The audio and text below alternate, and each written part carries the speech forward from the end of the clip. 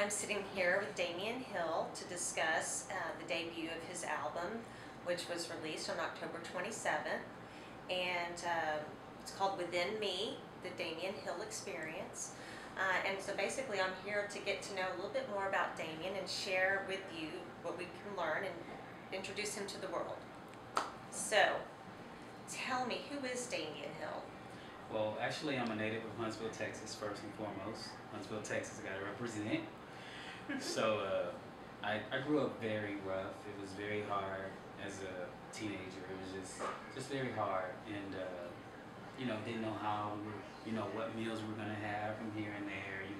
Going from house to house, from relative to relative. It was just very unstable. However, I always knew within me, which is the title of the album, Within Me, I knew that there was something that I wanted to share with the world, and I didn't know how I was going to do it through music because I didn't have the support behind me as a kid. So you had humble beginnings, and so you were wanting to make something more of yourself and to share something about you to be inspiring to others? Absolutely, because I knew the place that I was at wasn't your destination. Yeah, it wasn't the destination. It wasn't the norm. Mm-hmm. Because I saw my peers, of course, and it was just, I was like, man, I'm different. But I know my story was going to inspire someone in the place that I was at. So, I had to search within. And actually, my aunt, she kind of took me in out from middle school when I transitioned from middle school to high school. She's a 3-time cancer survivor.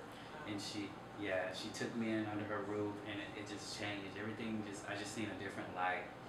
And everybody calls her Aunt Patsy. In college, I transitioned because people told me all throughout my life, you won't go to college, you won't do this, you can't make it. It's not possible. You won't amount to anything. It's just unachievable. Yeah. It's just impossible from the place that I came from. And my aunt she just kind of turned it around, and it just changed for me. And I went to Blaine College, graduated there with honors, transitioned to Morehouse College. Morehouse doesn't allow transfer scholarships for transfer students, so I didn't know how I was going to make it. I wrote a letter to UNCF as well as a letter to Morehouse, and it was entitled From the Poorhouse to Morehouse, and it was just, it set the stage for my success. And I felt like, honestly, I didn't want to tell people my struggles in the past. I kind of held it back because I didn't want people to have a biased opinion of me or treat me in a certain type of way. And actually, when I wrote those letters and when I let it out, it kind of set people free, and I saw people being set free from my story. So I was just inspired when I got the financial backing. I really created stability for the album, and it's kind of driven it here. So here we are, Within Me. That is fantastic. What an awesome story to be able to share your experience, the good and the bad, and just all the growth and bringing it forward through your music. That's really nice. So when was it that you decided to actually think about or create your own album?